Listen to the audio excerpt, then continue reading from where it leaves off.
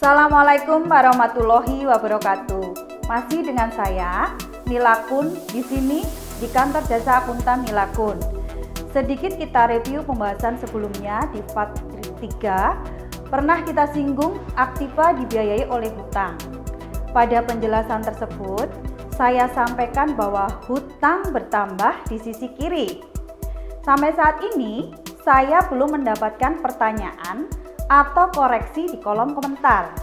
Nah, benarkah hutang bertambah di sebelah kiri?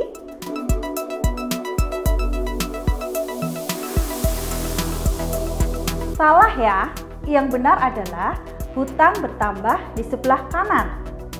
Karena saya koreksi sendiri, hadiah yang kita siapkan tidak kita bagikan ya. Oke, sekarang saatnya kita lanjutkan pembahasan mengenai hutang. Sebenarnya, hutang atau utang ya?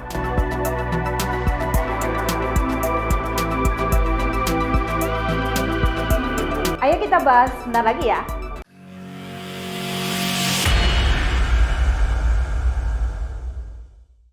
Jika kita mengacu pada Kamus Besar Bahasa Indonesia, kita akan temui hutang dan utang sama penjelasannya, yaitu uang yang dipinjam dari orang lain, kewajiban membayar kembali apa yang sudah diterima.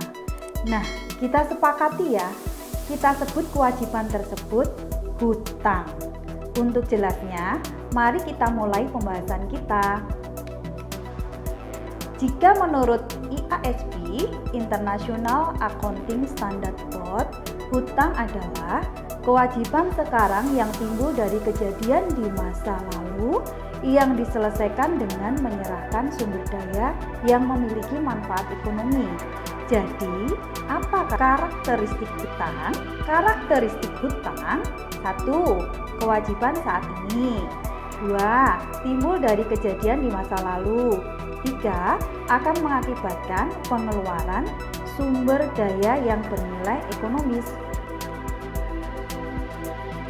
Berbicara tentang hutang, rasanya sudah tidak asing ya istilah hutang di kehidupan sehari-hari kita. Siapa sih yang tidak pernah hutang? Perusahaan mana sih yang tidak pernah berhutang? Hampir semua orang perusahaan pernah berhutang. Bahkan kadang-kadang hutang menyebabkan masalah baik di keuangan keluarga maupun di keuangan perusahaan. Tapi banyak juga keluarga dan perusahaan yang mendapatkan manfaat dari hutang. Di video ini kita tidak akan membahas masalah yang timbul karena hutang ya. Kita hanya akan belajar bagaimana perlakuan akuntansi atas hutang. Sebelum kita bahas itu, kita jelaskan dulu jenis hutang.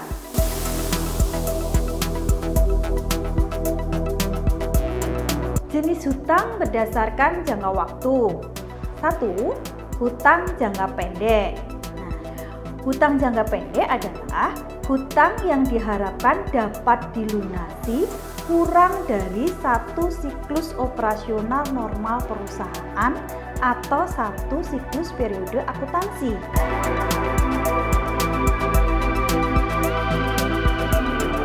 Satu siklus operasional normal perusahaan itu berapa lama? Oke, siklus operasional perusahaan itu 12 bulan atau 1 tahun. Biasanya kalau di Indonesia dimulai di Januari dan ditutup di Desember. Tapi tidak semua perusahaan Indonesia memulai pencatatan pembukuannya di Januari dan mengakhiri di Desember. Ada yang tutup bukunya dimulai dari Maret. Namun secara perpajakan di Indonesia periode pembukuan akuntansi yang digunakan adalah dimulai dari Januari dan ditutup di Desember. Jadi digolongkan sebagai hutang jangka pendek jika harus dilunasi tidak lebih dari 12 bulan setelah pengakuan hutang. Contoh hutang yang digolongkan sebagai hutang jangka pendek: hutang dagang, uang muka dari customer dan jaminan yang bisa diminta kembali, hutang pajak, hutang gaji, hutang biaya atau biaya yang akan dibayar, pendapatan yang diterima di muka, hutang jangka panjang yang jatuh tempo. Golongan berikutnya adalah hutang jangka panjang. Kewajiban yang harus dibayar dan dilunasi dalam tempo waktu yang relatif lama.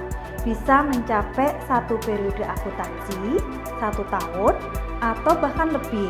Biasanya ada aset atau harta yang dijadikan untuk jaminan. Pembayaran dilakukan secara cicilan atau berjangka dengan bunga yang disepakati. Dipinjam dari lembaga keuangan atau supplier yang memang sengaja menyediakan hutang jangka panjang.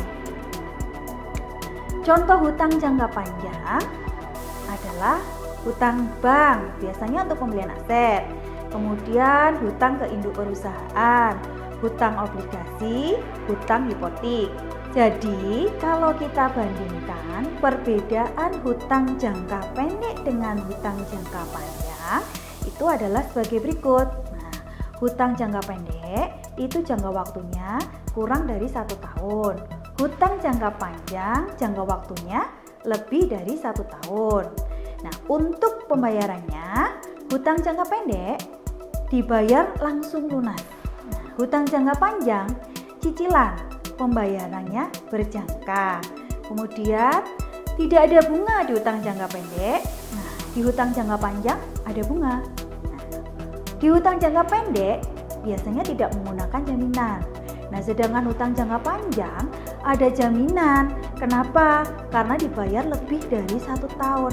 Pasti pemberi pinjaman butuh jaminan untuk dijamin bisa terbayar hutangnya. Sekarang kita bahas masalah perlakuan akuntansi hutang. Pada saat timbulnya hutang, kita akan menjurnal persediaan pada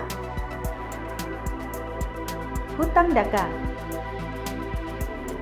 Persediaan bertambah di debit, hutang bertambah di kredit. Itu jurnal untuk hutang dagang. Nah, jika hutang jangka panjang bagaimana? Misalnya hutang bank ya, maka jurnalnya kas pada hutang bank. Kas bertambah di debit dan hutang bank bertambah di kredit. Nah, sekarang bagaimana saat pelunasan atau pembayaran cicilan jika itu hutang jangka panjang? Oke, kita berikan dulu jurnal untuk pelunasan hutang dagang. Oke, hutang dagang di debit, kemudian kas di kredit. Nah, sedangkan untuk hutang jangka panjang jurnalnya biaya bunga, hutang bank, kedua akun tadi di debit, lalu lawannya kas di kredit. Mudah bukan? Tadi sudah kita bahas debit, kredit, tinggal lihat aja. Kalau di neraca itu dia di kiri, berarti bertambah di debit. Kalau di neraca itu di kanan, berarti dia bertambah di kredit. Sekian pembahasan dari saya mengenai sisi neraca sebelah kanan bagian hutang. Nantikan video kami berikutnya mengenai modal ya. Jika video ini bermanfaat, boleh dong di like dan di share agar tidak ketinggalan update video kita. Jangan lupa subscribe dan aktifkan loncengnya.